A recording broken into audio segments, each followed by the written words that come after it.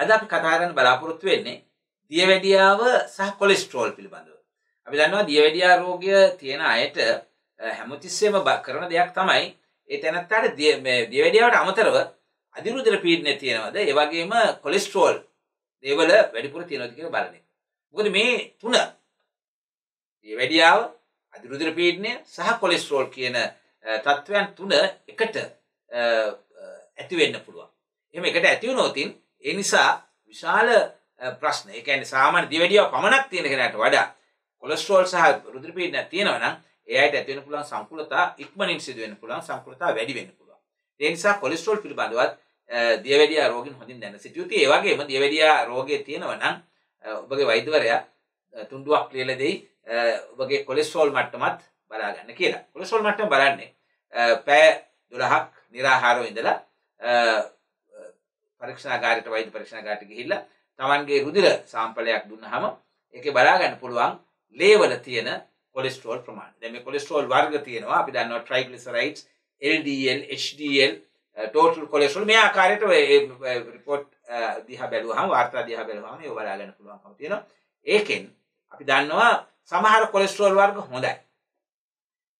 HDL වැනි cholesterol වර්ග. ඒ වගේම සමහර කොලෙස්ටරෝල් වර්ග තමයි හොඳ නැත්තේ. ඒ නිසා වෛද්‍යවරයා මේ ඔබගේ කොලෙස්ටරෝල් වාර්තාව බලලා තීරණය කරයි ඔබට කොලෙස්ටරෝල් උත් තියෙනවද කියලා. ඒ වගේම අපි දන්නවා අධිරුධිර පීඩනයත් මේ දියවැඩියා රෝගය තියෙන අයගේ නිතරම පරීක්ෂා කරන්නට ඕන. මොකද අධිරුධිර පීඩනය තියෙනවා නම් එයත් පාලනය කළ යුතුයි. එහෙම නැත්නම් බොහෝ වෙලාවට අධිරුධිර පීඩනය නිසා ඇතිවන සංකූලතාවලට අතරව දියවැඩියා රෝගයත් උත්සන්න වීමක් වෙන්න පුළුවන්, වකුගඩු රාක් වීමක් වෙන්න පුළුවන්. අපි දන්නවා කොලෙස්ටරෝල් ගැන අපි කතා කරන නිසා කොලෙස්ටරෝල් නිසා ඇති වෙන්න පුළුවන් ගැටලු මොනවද කියලා අපි සාකච්ඡා කරමු. දැන් දියවැඩියා රෝගයෙන් පෙළෙන කෙනෙකුගේ අපි දන්නවා කකුල් වල තුවාල ඇතිවීමේ ප්‍රවණතාවයක් තියෙන බව. මොකද අධි ග්ලූකෝසියාව නිසා.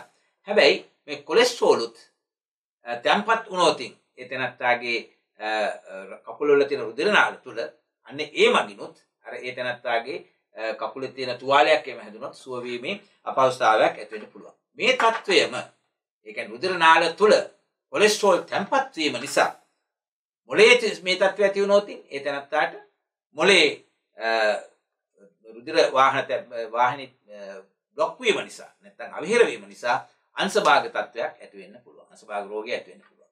හෘද වස්තේ මේ තත්වය ඇති වුණොත් හෘද වස්තුවට සපයන රුධිර නාල අවහිර වීමක් සිදු වුණොත් එතනට heart attack එහෙම නැත්නම් හෘදාකරණී තත්වයක් ඇති වෙන්න පුළුවන්.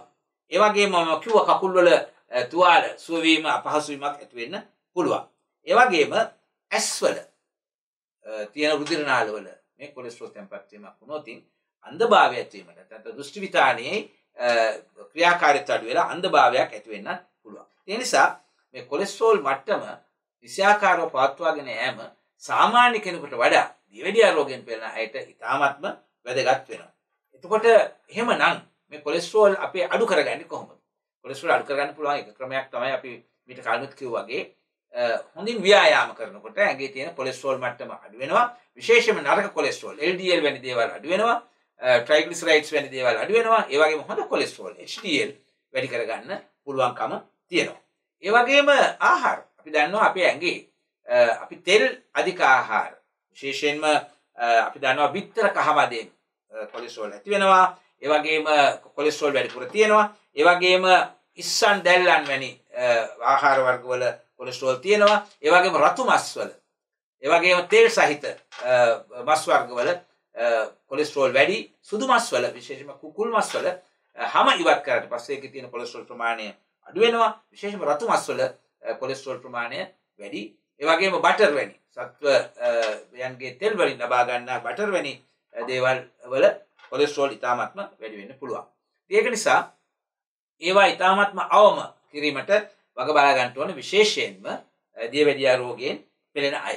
ඒ අය අපි කලින් කිව්වා වගේ ආහාර ගන්නකොට තන්තු සහිත ආහාර, එළවලු පළතුරු පලාකුල වර්ග වැනි දේවල් වැඩිපුර අර ගැනීමට පෙළඹෙන්නට ඕන. ඉතින් මේ අය වෙළඳපොළට ගියාම විශේෂයෙන්ම ආහාර පාන තෝරනකොට ඒකේ තියෙන තෙල් සහ මේද ප්‍රමාණය, කොලෙස්ටරෝල් කොයි ආකාරයේ තියෙන කියන එක ගැනත් අවධානය යොමු කරන්නට ඕන විශේෂයෙන්ම කොලෙස්ටරෝල් මට්ටම වැඩියෙන් තියෙනවා. ඒ වගේ කොලෙස්ටරෝල් මට්ටම වැඩි නම් තවත් වැදගත් දෙයක් තමයි මේ කොලෙස්ටරෝල් මට්ටම අඩු කිරීම සඳහා විවිධ ඖෂධ වර්ග තියෙනවා. ඒ නිසා ස්ටැටින්ස් කියන ඖෂධ වර්ග මේ වගේ ඖෂධ වර්ග තමන්ගේ වෛද්‍යවරයාත් ඒ තැනත්තාට තියෙන